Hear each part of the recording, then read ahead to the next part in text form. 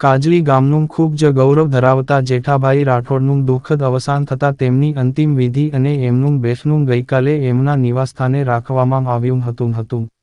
ગીર સોમનાથ જિલ્લાના વેરાવળ તાલુકાના કાજલી ગામના વતની અને વણકર સમાજમાં ખૂબ જ સારા એવા વ્યક્તિનું સ્થાન ધરાવતા દિવંગત રાઠોડ જેઠાભાઈ કરસનભાઈ આજથી 5 દિવસ પૂર્વે અમદાવાદ સિમ્સ હોસ્પિટલમાં સારવાર દરમિયાન તેમનું દુઃખદ અવસાન થયું હતું.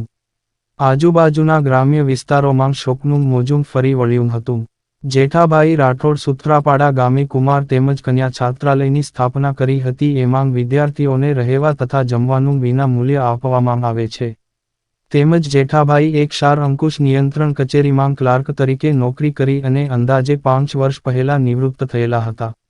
એમના પરિવારની સ્થિતિ સામાન્ય હતી પરંતુ લોકસેવામાં એમની સેવા જે હતી એ અમૂલ્ય હતી. ગઈકાલે તા 18 સપ્ટેમ્બર 2024 તેમનું બેસણું તેમના નિવાસસ્થાન કાજલી રાખવામાં આવ્યું હતું. આ બેસણામાં અનેક સમાજના લોકો જોડાયા હતા અને 2 મિનિટ મૌન પાડી એમના પરિવાર તરફથી દીપ પ્રાગટ્ય કરી સમાજના તમામ આગેવાનોએ શ્રદ્ધાંજલિ પુષ્પાંજલિ અર્પણ કરી હતી. તાલાળાના પૂર્વ ધારાસભ્ય ગોવિંદભાઈ પરમાર તેમજ પૂર્વ કેબિનેટ મંત્રી જશાભાઈ બારડ તેમજ વણકર સમાજના પ્રમુખ ભગવાનભાઈ ચાવડા, પરસોત્તમભાઈ પટેલ તથા જયસિંહભાઈ પટેલ, સમાજના મંત્રી રામજીભાઈ વાણવી, અર્જણભાઈ રાઠોડ, ટી.સી.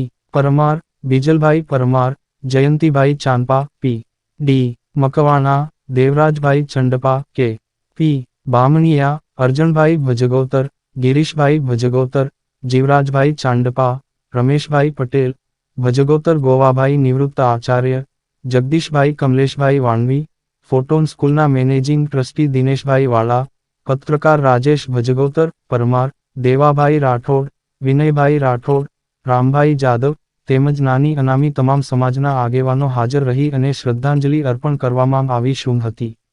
જેમની અંતિમ બેસણાની વિધિ તા 18 સપ્ટેમ્બર 2024ના રોજ સમાજના રીતરિવાજ મુજબ કરવામાં આવી હતી.